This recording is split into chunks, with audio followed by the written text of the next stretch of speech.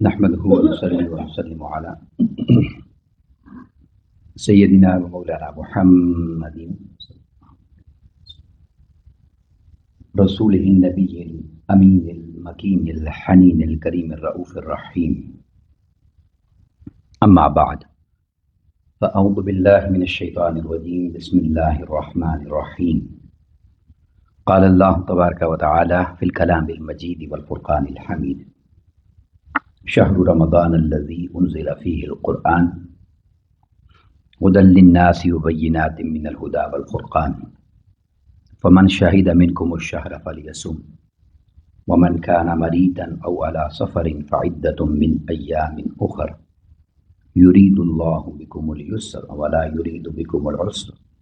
ولتكملوا العدة ولتكبروا الله على ما هداكم ولعلكم تشكرون. صدق اللہ مولانا العظیم. وقال اللہ تبارک وتعالی فی شان حبیبہ مخبرا وآمرا: ان اللہ وملائکتہ یصلون علی النبی یا ایہا الذین آمنوا صلوا علیہ وسلموا تسلیما. مولاي صل وسلم دائما ابدا علی حبیبک خیر الخلق کلہم محمد سید الکونین والثقلین والفریقین من عرب ومن عجم، والحبیب الذی ترجى شفاعته لكل هول من الأهوال مقتحم. یا رب بالمصطفى بلغ مقاصدنا واغفر لنا ما مضى یا واسع الکرم. اللہ رب العزت خالق کائنات کی حمد و ثنا پیارے آقا کریم علیہ الصلوۃ والسلام کی بارگاہ میں عاجزانہ ہدیہ درود و سلام کے بعد تمام احباب سامعین کو السلام علیکم ورحمۃ اللہ وبرکاتہ. الحمدللہ تعالی اللہ رب العزت کا بے پایاں لطف و کرم اور احسان عظیم ہے، جس کی توفیق خاص کے ساتھ ہم سب ماہ شعبان المعظم کی تکمیل اور ماہ رمضان مبارک کے آغاز کی طرف بڑھ رہے ہیں. اللہ رب العزت اس ماہ مقدس کو عالم اسلام کے لیے باعث برکت اور خیر و عافیت بنائے، اور بحیثیت مسلمان اپنے اس پیارے اور محبوب مہمان کا ہم سب کو ادب اور احترام عطا فرمائے، اور اس ماہ مقدس کے جو حقوق ہیں انہیں ہم سب کو اللہ رب العزت اپنی رحمت خاص کے ساتھ ادا کرنے کی توفیق اور سعادت عطا فرمائے. یقیناً یہ اس کی بے انتہا نوازشات میں سے ایک عظیم نوازش اور مہربانی اور کرم ہے کہ اس نے ہم گناہ گاروں کو ایک مرتبہ پھر اپنی زندگی میں یہ ماہ مقدس دیکھنا نصیب فرمایا. اللہ رب العزت اس ماہ مقدس کا صدقہ ہم سب کو گناہوں کی بخشش اور مغفرت عطا فرمائے اور اپنی رضا کی منزل ہم سب کو نصیب فرمائے. میں نے آپ کے سامنے سورہ البقرہ کی آیت مقدسہ تلاوت کرنے کی سعادت حاصل کی، جس میں اللہ رب العزت نے ارشاد فرمایا کہ شہر رمضان الذی انزل فیہ القرآن. رمضان کا مہینہ وہ مہینہ ہے کہ جس میں قرآن مجید کو نازل کیا گیا، اتارا گیا. ہدی للناس، یہ وہ عظیم کتاب ہے جو لوگوں کے لیے ہدایت کا سرچشمہ ہے. وبینات من الہدی والفرقان، اور جس میں رہنمائی کرنے والی اور حق و باطل میں امتیاز کرنے والی تمام نشانیاں اور علامتیں بیان کی گئی ہیں واضح طور پر. پھر ارشاد فرمایا: فمن شہد منکم الشہر فلیصم، بس تم میں سے جو کوئی بھی اس مہینے کو پا لے اسے چاہیے کہ وہ لازم اس مہینے میں روزے رکھے. ومن کان مریضا، اگر کوئی بیمار ہے، او علی سفر، یا سفر پر ہے یا سفر میں ہے، فعدۃ من ایام اخر، تو بیماری اور سفر کے بعد اپنی جو روزوں کی گنتی ہے اس کو مکمل کر لے. یرید اللہ بکم الیسر ولا یرید بکم العسر، اور یہ تمہارے لیے اس لیے ہے کہ اللہ رب العزت تمہارے لیے آسانیاں چاہتا ہے، وہ تمہارے لیے تکلیف نہیں چاہتا ہے، وہ تمہیں دشواری میں نہیں ڈالنا چاہتا، ورنہ بیماری اور سفر میں بھی روزے کو لازم فرما دیتا. اس نے تمہارے لیے اپنی بارگاہ سے خاص عنایت کر دی. وَلِتُكْمِلُوا الْعِدَّةَ وَلِتُكَبِّرُوا اللَّهَ عَلَى مَا هَدَاكُمْ، اور یہ اس لیے ہے کہ تم اپنی گنتی پوری کر سکو، کسی کا روزہ رہ نہ جائے، اور اس لیے کہ اس نے تمہیں جو ہدایت فرمائی ہے اس کی بڑائی بیان کرو، اس کی عظمت بیان کرو۔ وَلَعَلَّكُمْ تَشْكُرُونَ، اور تم اگر یہ سارے کام کرنے والے بن جاؤ گے تو اللہ رب العزت کی رحمت سے تم شکر گزار بن جاؤ گے۔ یہ وہ ماہ مقدس ہے جس ماہ مقدس کو اللہ رب العزت کی ذات کے ساتھ نسبت حاصل ہے، جیسے آقا علیہ السلام نے فرمایا یہ اللہ کا مہینہ ہے، اور اس کی مہربانی ایسی ہے کہ بخشش اور مغفرت کی وجہ سے اس نے میری امت کو عطا فرمایا ہے، تو یہ میری امت کا مہینہ ہے، یعنی یہ ایسا عظیم ماہ مقدس ہے۔ اور اس ماہ مقدس کی عظمت اور شان کا یہ عالم ہے کہ آقا علیہ السلام نے ارشاد فرمایا کہ یہ روزہ اللہ کی بارگاہ میں اتنا محبوب عمل ہے، اتنا اس کو پسندیدہ ہے کہ جب روزہ دار سو رہا ہوتا ہے تو اس کا سونا بھی عبادت شمار کیا جاتا ہے۔ سوتے ہوئے تو کوئی انسان عبادت نہیں کر سکتا،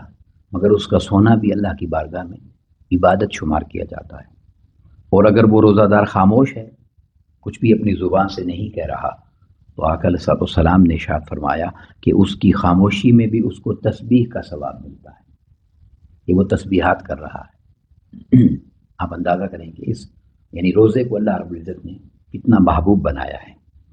اور پھر آقا علیہ السلام نے ارشاد فرمایا کہ وہ روزہ دار کی دعا کو قبول فرماتا ہے اور اس کے گناہوں کو اپنی رحمت کے صدقے سے بخش دیتا ہے۔ یہ جو روزہ ہے اس سے اللہ رب العزت کی بارگاہ میں یقیناً بڑی عظمت اور بڑی مرتبت اور مقام حاصل ہے۔ اس کی بے شمار وجوہات ہیں اور حکمتیں ہیں، مگر اس میں سے ایک حکمت یہ ہے کہ یہ انسان کو ترک شہوات پر تیار کرتا ہے، ترک شہوات اس کے لیے آسان کرتا ہے، کیونکہ انسان اس ماہ مقدس کے اندر اللہ رب العزت کے حکم کو پورا کرتے ہوئے بہت سارے جائز امور کو بھی ترک کر دیتا ہے۔ یعنی صبح سے لے کر شام تک کھانا پینا، اب کھانا پینا منع نہیں ہے، مگر سحری سے لے کر افطاری تک انسان وہ جائز امر جو کھانے پینے کا ہے وہ بھی اللہ کے لیے ترک کر دیتا ہے، یا بیوی کے تعلقات ہیں ان کو ترک کر دیتا ہے، تو مطلب یہ جائز امور بھی وہ نہیں کرتا، صرف اللہ کی رضا کے لیے۔ تو ایک عقل سلیم رکھنے والا شخص اور ایک اللہ کی ذات پر ایمان اور یقین کامل رکھنے والا شخص وہ جب غور کرتا ہے تو اس کے لیے یہ بات آسان ہو جاتی ہے کہ اگر وہ اللہ کے لیے جائز امور چھوڑ رہا ہے تو اس اللہ کے لیے ناجائز امور چھوڑنا اس کے لیے یعنی مشکل نہیں رہتا، وہ آسانی سے خود کو تیار کر لیتا ہے۔ اور یہ جو شہوات ہیں، یہ شہوات چونکہ شیطان کا لشکر ہے اور شیطان ان کے ذریعے انسان کو بہکاتا ہے، راہ سے ہٹاتا ہے، تو چونکہ انسان اس ماہ مقدس میں شہوات سے اپنے آپ کو بچا لیتا ہے اور شیطان کے لشکر کو شکست دیتا ہے، اور شیطان جو کہ اللہ کا دشمن ہے، جب اللہ کے دشمن کو شکست دی جاتی ہے تو یہ شکست دینا اسے اللہ کا محبوب بنا دیتا ہے، اسے اللہ کے قریب کرتا ہے، کیونکہ یہ شیطان وہ ہے کہ جس کے لیے آقا علیہ السلام نے ارشاد فرمایا کہ یہ تمہارے خون میں، تمہاری رگوں میں خون کی طرح دوڑتا ہے، اس سے مقابلہ کرنا یعنی اتنا ضروری ہے کہ بندہ ہر وقت تیار رہے۔ اور پھر آقا علیہ السلام نے فرمایا کہ تو کہ تمہارے رگوں میں، تمہارے جسم میں یہ خون کی طرح دوڑتا ہے تو اس کا راستہ بھوک کے ذریعے تنگ کرو، یعنی روزہ ایک ایسی چیز ہے کہ جو اس سے انسان کو بچانے میں مدد دیتا ہے اور ملتی ہے۔ ام المومنین سیدہ عائشہ صدیقہ رضی اللہ تعالیٰ عنہا روایت کرتی ہیں، بیان کرتی ہیں کہ جنت کے دروازے کو کھٹکھٹاتے رہو، جنت کے دروازے پہ نوک کیا کرو۔ عرض کیا گیا اے ام المومنین وہ دروازہ کیا ہے؟ تو آپ نے فرمایا کہ وہ بھوک ہے، یعنی روزہ رکھا کرو، روزہ رکھنے سے انسان جنت کے دروازے پر کھٹکھٹانے والا بن جاتا ہے۔ اور یہ ایک حدیث پاک میں آقا علیہ السلام نے فرمایا کہ روزہ عبادت کا دروازہ ہے، یعنی اس کے ذریعے انسان عبادات کی طرف مشغول ہو جاتا ہے۔ تو اس ماہ مقدس کو یعنی اللہ رب العزت نے آقا علیہ السلام کے صدقے سے بڑی عزت اور بڑی شان اور بڑی عظمت عطا فرمائی، تو ضروری ہے کہ ہم اس ماہ مقدس میں خصوصی اہتمام بھی کریں۔ آقا علیہ السلام نے ارشاد فرمایا، امام بہقی نے اس حدیث کو روایت فرمایا، اور یہ کلمات ایسے ہیں کہ اگر انسان ان پر غور کرے تو یہ ایک جملہ ہی آقا علیہ السلام کا انسان کو سمجھانے کے لیے یا اس ماہ مقدس میں زیادہ سے زیادہ نیکیوں کی طرف راغب کرنے کے لیے کافی ہے۔ ان ابی مسعود الغفاری رضی اللہ تعالیٰ عنہ، حضرت ابو مسعود غفاری رضی اللہ تعالیٰ بیان کرتے ہیں قال سمعت رسول اللہ صلی اللہ علیہ وسلم، کہ میں نے ایک دن آقا علیہ الصلوۃ والسلام کو یہ فرماتے ہوئے سنا ذات یومن کہ آقا علیہ الصلوۃ والسلام یہ فرما رہے تھے کہ وأحل رمضان، اور وہ آقا علیہ الصلوۃ والسلام کا جو فرمانا تھا وہ رمضان کی برکتوں اور رحمتوں کے حوالے سے تھا۔ فقال، آقا علیہ الصلوۃ والسلام نے ارشاد فرمایا کہ لو یعلم العباد، اگر بندے جان جائیں ما رمضان، کہ رمضان کیا ہے، یعنی ہم تو ہر مہینے چونکہ آ جاتا ہے نا، اور غفلت ہے اور دنیا کی محبت اور دنیا کی چاہت اتنی غالب ہے کہ اس طرف ہم اس طرح اہتمام کر کے تیاری کر کے اس ماہ مقدس میں داخل نہیں ہوتے۔ تو آقا علیہ السلام نے ارشاد فرمایا لو یعلم العباد، اگر بندے جان جائیں ما رمضان، کہ رمضان کتنی عظمتوں والا ہے، تو آقا علیہ السلام نے فرمایا لتمنت امتی ان یکون سنۃ کلھا، تو میرا امتی یہ دعا کرتا اور اللہ کے حضور آرزو کرتا کہ پورا سال ہی رمضان بنا دے۔ یعنی اتنا مقدس مہینہ ہے یہ کہ اس کا ایک ایک لمحہ، جیسا کہ میں نے آپ کو بتایا کہ روزہ دار کا سونا بھی عبادت شمار ہوتا ہے، اس کی خاموشی بھی تسبیح شمار کی جاتی ہے، تو اس ماہ مقدس کی عظمت اور شان کا کیا عالم ہوگا۔ میری حدیث پاک جو طویل حدیث ہے آج میں آپ کے ساتھ وہ شیئر کرنا چاہتا ہوں، اسے ابن خزیمہ نے اور امام بہقی نے روایت فرمایا، اور اس کو حضرت سلمان رضی اللہ تعالیٰ عنہ روایت کرتے ہیں۔ ان سلمان رضی اللہ تعالیٰ عنہ قال خطبنا رسول اللہ صلی اللہ علیہ وسلم فی آخر یوم من شعبان، بیان کرتے ہیں کہ آقا کریم علیہ السلام نے شعبان کے آخری دن ہم سے خطاب فرمایا، یعنی شعبان مکمل ہو رہا تھا اور رمضان کی آمد تھی، تو آپ فرماتے ہیں خطبنا رسول اللہ صلی اللہ علیہ وسلم فی آخر یوم من شعبان، رمضان کے آخری دن میں آقا علیہ السلام نے یہ ارشاد فرمایا اور ہمیں خطبہ دیا، یعنی خطاب فرمایا۔ فقال، آقا علیہ السلام نے ارشاد فرمایا یا ایھا الناس، اے لوگو، اس بات کو غور اور توجہ سے سنو اور سمجھو۔ کیا فرمایا؟ قد اذلکم شہر، تمہارے اوپر ایک ایسا مہینہ سایہ فگن ہونے والا ہے، تم پر ایک ایسا مہینہ آنے والا ہے، یعنی ایک ایسے مہینے کی آمد ہے تم پر جو تمہیں اپنی رحمتوں کے سائے میں گھیر لے گا۔ کون سا مہینہ ہے؟ فرمایا کہ وہ مہینہ شہر عظیم، وہ کوئی عام مہینہ نہیں ہے، ایک عظیم مہینہ ہے۔ شہر مبارک، وہ بڑا ہی مبارک مہینہ ہے، عظیم مہینہ ہے اور بڑا ہی مبارک برکتوں والا مہینہ ہے۔ شہر، اور وہ مہینہ ہے فیہ لیلۃ، جس میں ایک رات ایسی آتی ہے، یعنی پورے مہینے میں ایک رات کی عظمت کا یہ عالم ہے۔ خیر من الف شہر، یہ وہ 1000 مہینوں سے صرف ایک رات بہتر ہے، جو کہ لیلۃ القدر ہے، جسے قرآن مجید نے فرمایا لیلۃ القدر خیر من الف شہر، یعنی 1000 مہینوں سے بڑھ کر یہ ایک رات ہے جس میں قرآن مجید کو نازل کیا گیا۔ تو آقا علیہ السلام نے فرمایا تمہارے اوپر ایک ایسا مہینہ آنے والا ہے اور سایہ فگن ہونے والا ہے کہ جو عظیم ہے، جو مبارک اور برکت والا ہے، اور اس کی برکت اور عظمت کا اندازہ تم اس بات سے لگا سکتے ہو کہ اس کی ایک رات عزت اور شرف اور مقام و مرتبے اور بلندی اور برکت کے حوالے سے اللہ کی بارگاہ میں 1000 مہینوں سے بہتر ہے۔ ایک رات، اس مہینے کی عظمت کا عالم کیا ہوگا۔ تو پھر آقا علیہ السلام نے ارشاد فرمایا جعلہ اللہ صیامہ فریدۃ، یہ وہ مہینہ ہے کہ اس کے روزے اللہ رب العزت نے فرض قرار دیے ہیں، ان کو فرض کر دیا ہے، جیسے قرآن مجید نے کہا نا کہ جو اس مہینے کو پالے شہید منکم الشہر فلیصم، وہ اس مہینے کے روزے لازم رکھے۔ تو فرمایا جعلہ اللہ صیامہ فریدۃ، اللہ رب العزت نے اس ماہ مقدس کے روزے فرض قرار دے دیے ہیں۔ وقیام لیلہ تطوعا، اور جو رات کا قیام ہے، ابھی رات کے قیام میں تراویح بھی ہے اور رات کے قیام میں اعلیٰ درجے کی تہجد بھی ہے۔ فقہاء کرام بیان کرتے ہیں کہ بعد نماز مغرب جو انسان عبادات کرتا ہے، نوافل پڑھتا ہے، وہ رات کی عبادت میں شمار ہوتی ہیں، مگر اعلیٰ ترین عبادت یقیناً وہ تہجد کی ہے، چونکہ آخری پہر کی ہے۔ تو آقا علیہ السلام نے فرمایا اس رات کا جو قیام ہے، چاہے وہ تراویح کی صورت میں ہو یا آخری رات میں چند لمحات جو ہیں وہ اللہ کے حضور نوافل اور کلمات اور اپنے وظائف کی ادائیگی میں ہوں، تو فرمایا تطوعاً، یہ اللہ رب العزت نے نفلی عبادات کے طور پر ان کو تمہارے لیے بیان کر دیا ہے اور رکھ دیا ہے۔ اور پھر آقا علیہ السلام نے ارشاد فرمایا کہ یہ کس کے لیے ہے؟ من تقرب فیہ، اور جو اللہ رب العزت کی بارگاہ میں قرب حاصل کرنا چاہتا ہے، جو چاہتا ہے کہ وہ اللہ کے قریب ہو جائے، جو چاہتا ہے کہ اللہ اسے اپنا محبوب بنا لے، اللہ اس سے راضی ہو جائے، اس پر اپنی رحمتیں فرمائے۔ فرمایا من تقرب فیہ، جو اس میں قرب الہی چاہتا ہے، اس کے لیے یہ سب کچھ ہے۔ اور فرمایا بخصلۃ من الخیر، جو شخص بھی اس ماہ مقدس میں اللہ پر ایمان رکھتے ہوئے، یقین رکھتے ہوئے، اس ماہ مقدس کا ادب اور احترام کرتے ہوئے کوئی بھی نیکی کرتا ہے، بخصلۃ من الخیر، فرمایا کمن کانا ادا، وہ ایسا ہی ہے فریدتاً کہ اس نے یہ ایک نیکی جو نفلی عبادت کی صورت میں کی ہے، یہ نفلی عبادت نہیں ہے، گویا اس نے فرض ادا کیا ہے۔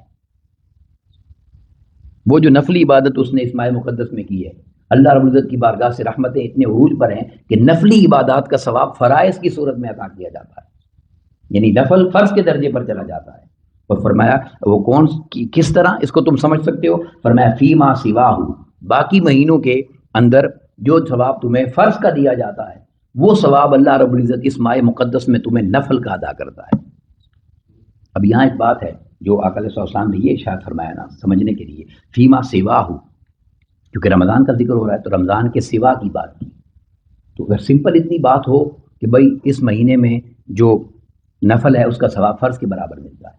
اس کا معنی اور ہے، اس کا معنی اور ہے۔ اور اگر یہ کہا جائے کہ باقی مہینوں کی نسبت، تو اس کا معنی اور ہے۔ اس کا معنی کیا ہوا؟ اس کا مطلب یہ ہے، دیکھیں اگر انسان نے ماہ رمضان میں نفل ادا کیا تو وہ باقی 11 مہینوں کے فرض کے برابر ہے۔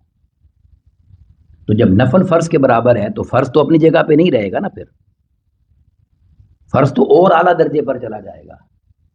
اس لیے آقا علیہ السلام نے یہ فرق بیان کر دیا کہ اس مہینے کا جو نفل ہے وہ باقی 11 مہینوں کے فرضوں کے برابر ہے، اور اس مہینے کے فرض کا عالم کیا ہے یہ تو وہی جانتا ہے کہ وہ کتنا خوش ہوتا ہے۔ اس لیے اس نے ہر عبادت کا اجر بیان کیا، مگر روزے کے لیے کہا یہ میرے لیے ہے اور اس کی جزا بھی میں خود ہوں، جو کہ روزہ رکھنا فرض ہے۔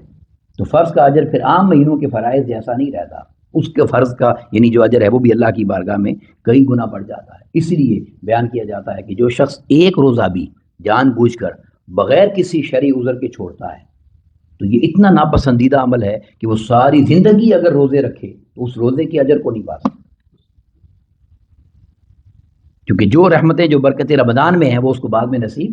نہیں ہونی۔ شرعی عذر تو قرآن نے بتا دیا نا، بیمار ہیں، سفر پر ہیں تو آپ کو اختیار دے دیا، بغیر کسی وجہ کے اگر ترک کر دیتا ہے تو وہ ساری زندگی اگر روزہ دار رہے تو پھر بھی اس روزے کا حق ادا نہیں ہو سکتا، کیونکہ اس میں فرائض کا عالم اللہ کی بارگاہ میں اجر کے اعتبار سے بہت بڑھ جاتا ہے۔ اور پھر فرمایا ومن ادى فیہ فریدۃ، اور جو اس میں فرض ادا کرتا ہے کوئی بھی، تو آقا علیہ السلام نے فرمایا کمن کان ادى 70 فریدۃ، تو وہ 70 گنا بڑھا دیا جاتا ہے اس کا اجر اللہ کی بارگاہ میں۔ اور پھر وہی ارشاد فرمایا فیما سواہ، باقی مہینوں کی نسبت، اور یہ 70 بھی یعنی کم از کم ہے، یہاں سے تو بات شروع ہوتی ہے۔ پھر جتنا انسان اخلاص پیدا کرتا چلا جاتا ہے، جتنا انسان محبت پیدا کرتا ہے، جتنا خلوص سے، جتنا خشوع و خضوع سے ادا کرتا ہے، جتنا اس روزے کے ظاہر و باطن کے امور کو پورا کرتے ہوئے ادا کرتا ہے اور فرائض کی ادائیگی جتنا احسن انداز سے کرتا ہے، اتنا ہی اللہ رب العزت اس کا ثواب بھی اپنی بارگاہ سے وہ بڑھاتا چلا جاتا ہے۔ اور پھر آقا علیہ السلام نے ارشاد فرمایا وَهُوَ شَهْرُ الصَّبْرِ، اور یہ وہ مہینہ ہے جو اصل میں صبر کا مہینہ ہے، کیونکہ موسم کی شدت ہے نا، سردی گرمی میں اور انسان نے روزہ رکھنا ہے، تو آقا علیہ السلام نے فرمایا کہ یہ مہینہ انسان کے لیے صبر کا مہینہ ہے۔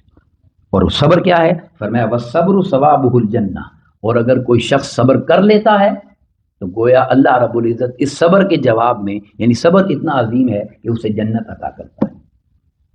یہاں میں ایک جملہ کہنا چاہتا ہوں، چونکہ یہ حدیث پاک آقا علیہ السلام کی زبان مبارک کے الفاظ ہیں کہ صبر کا اجر جنت ہے۔ صبر ایک ایسی چیز ہے کہ اس کے مفہوم کو ہم اچھی طرح سمجھے نہیں ہیں۔ صبر ایسی چیز ہے کہ اس کے مفہوم کو ہم اچھی طرح سمجھے بولیے نہیں ہے۔ اگر آپ اس کی ڈیٹیل پڑھیں اور فقہائے کرام کا بیان کیا ہوا جو علوم ہے اس کو اگر انسان پڑھتا ہے تو پھر انسان کو پتہ چلتا ہے کہ صبر کیا ہے۔ دیکھیں صبر شروع ہی وہاں سے ہوتا ہے جہاں صبر کرنا مشکل ہو۔ ہم تو چھوٹی سی تکلیف کو برداشت کرنا صبر سمجھ لیتے ہیں، نہیں، صبر شروع ہی وہاں سے ہوتا ہے جہاں تکلیف انسان کے بس میں نہ ہو برداشت کرنا۔ جب تک وہ برداشت کر رہا ہے، روٹین چل رہی ہے، وہ تو صبر کا مرحلہ ہی نہیں آیا۔ تو صبر تو شروع ہی وہاں سے ہوتا ہے جہاں انسان کے ہاتھ سے بال نکل جاتی ہے اور اس کے ہاتھ میں کچھ نہیں رہتا۔ اسی لیے تو صبر کا اتنا بڑا اجر اللہ رب العزت نے بیان فرمایا ہے کہ صبر کرنے والے کو میں جنت دیتا ہوں۔ تو گویا صبر وہ ہے کہ جہاں انسان ہر طرف سے بے بس ہو جائے اور پھر وہ صابر ہو جائے تو اس کو صابر کہا جاتا ہے۔ پھر اس کی اقسام ہے، الصبر للہ ہے، الصبر فی اللہ ہے، الصبر مع اللہ ہے، الصبر للہ ہے۔ یہ بڑی تقسیم ہے، اس لیے میں نے کہا کہ صبر شروع وہاں سے ہوتا ہے جہاں صبر کرنا ناممکن ہو جاتا ہے، تب انسان صبر کے اس درجے پر چاہتا ہے کہ اس سے جنت نصیب ہو جاتی ہے۔ پھر آقا علیہ السلام نے ارشاد فرمایا، اور یہ بڑا حدیث پاک میں بڑا قابل توجہ جملہ ہے، اور وہ یہ آقا علیہ السلام نے فرمایا وَشَهْرُ، اور یہ وہ شہر ہے المواسات، یہ لوگوں کی غمخواری کا مہینہ ہے۔ یعنی یہ صرف مصلی پہ بیٹھ کر اللہ کو راضی کرنے کے لیے نہیں ہے، یہ مہینہ وہ ہے کہ ضرورت مندوں تک پہنچا جائے، ان کی ضروریات کو پورا کیا جائے، جو تکلیف پریشانی میں ہے ان کی تکلیف اور پریشانی کو دور کرنے کے لیے کوشش کی جائے۔ تو آقا علیہ السلام نے فرمایا وَشَهْرُ الْمُوَاسَات، یہ وہ مہینہ ہے جو لوگوں کی غمخواری کرنے کا مہینہ ہے، لوگوں کے لیے آسانیاں پیدا کرنے کا مہینہ ہے۔ وَشَهْرٌ، اور یہ وہ مہینہ ہے يَزْدَادُ فِيهِ الرِّزْقُ الْمُؤْمِنِ، کہ اللہ رب العزت اس ماہ مقدس کے اندر، اس ماہ مقدس میں اللہ رب العزت مومن کے رزق کو بڑھا دیتا ہے۔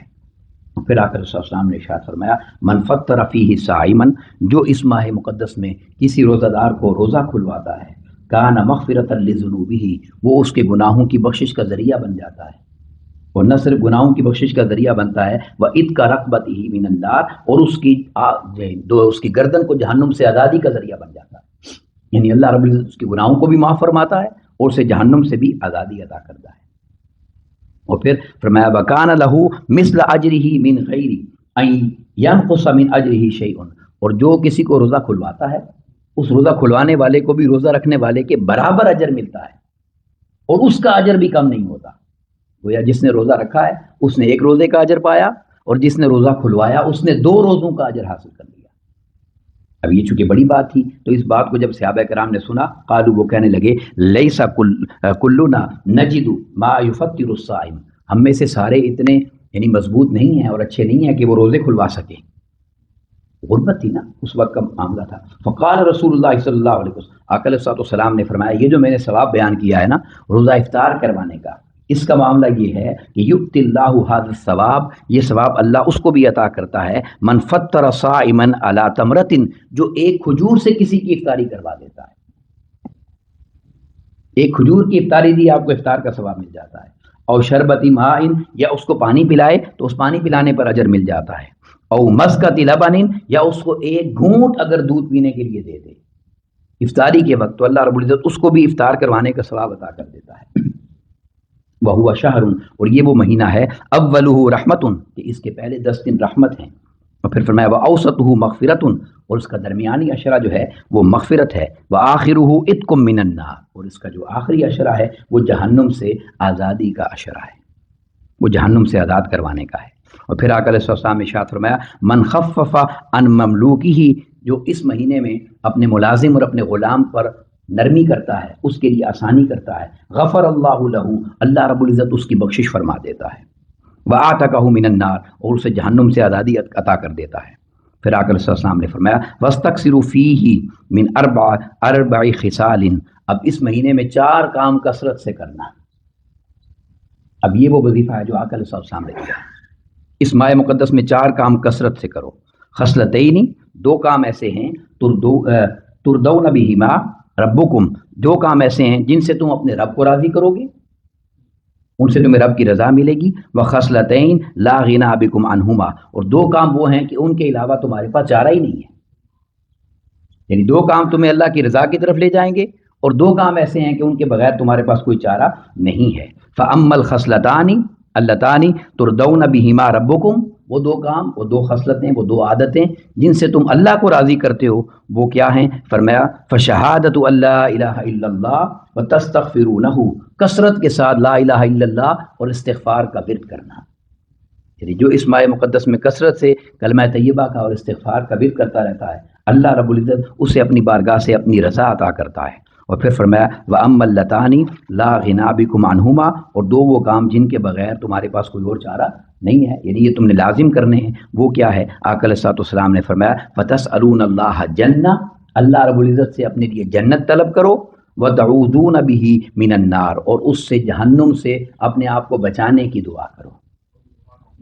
یعنی جنت میں داخلے کی دعا مانگو، اور جہنم سے آزادی کی دعا مانگو۔ ایک حدیث پاک میں آقا علیہ السلام نے فرمایا جو شخص روزانہ 3 مرتبہ اللہ سے یہ دعا کرے یا اللہ مجھے جنت میں لے جا، جنت اس کے لیے دعا کرتی ہے کہ اسے مجھ میں داخل فرما دے، صرف 3 مرتبہ روزانہ۔ اور جو روزانہ 3 مرتبہ یہ کہے یا اللہ مجھے جہنم سے بچا، جہنم اس کے لیے دعا کرتی ہے یا اللہ اس کو مجھ سے دور لے جا۔ تو اس مہینے میں تو یہ رحمتیں اور برکتیں اور یعنی عروج پر ہیں۔ پھر آقا علیہ السلام نے ارشاد فرمایا ومن اشبع فیہ صائما، اور جو اس میں پلاتا ہے کسی روزہ دار کو، سقاہ اللہ من حوضی، اللہ رب العزت اسے میرے حوض کوثر سے پلائے گا، وہ میرے حوض کوثر کا جام پیے گا، شربتن، اور وہ ایسا جام ہے کہ لا یظمأ حتی یدخل الجنہ، کہ جو حوض کوثر سے ایک گھونٹ پی لے گا پھر وہ 50,000 سال کا دینی کیوں نہ ہو، جب تک وہ جنت میں نہیں جائے گا اس کو پھر پیاس ہی نہیں لگے گی۔ یہ وہ عظیم حوض کوثر ہے، اور یہ ساری برکتیں اور یہ ساری رحمتیں وہ ہیں جو اللہ رب العزت نے اس ماہ مقدس میں اس امت محمدیہ صلی اللہ علیہ وسلم کے لیے رکھنی ہے۔ تو ضروری ہے کہ ہم اس ماہ مقدس کو باقی مہینوں سے ہٹ کر اور باقی مہینوں سے بدل کر آسان انداز میں گزارنے کی کوشش کریں، اور کثرت کے ساتھ عبادات کے ماحول کو ہم تازہ کرنے والے بن جائیں۔ اللہ رب العزت اس ماہ مقدس میں ہم سب کو کثرت کے ساتھ نیکیاں کرنے کی توفیق عطا فرمائے، اور انشاءاللہ جیسا کہ آپ کو پہلے بھی بتایا گیا کہ اس ماہ مقدس میں انشاءاللہ اللہ کے فضل سے جو افطاری ہے وہ یہاں پر تمام احباب کو کروائی جائے گی۔ آپ تمام احباب فیملیز کے ساتھ افطار میں شریک ہوں، اور جو دوست احباب افطاری کروانا چاہتے ہیں وہ انتظامیہ کے ساتھ رابطہ کر لیں۔ اللہ رب العزت اس ماہ مقدس کی برکات ہم سب کو نصیب فرمائے۔ وما علینا الا البلاغ المبین۔ السلام علیکم ورحمۃ اللہ وبرکاتہ۔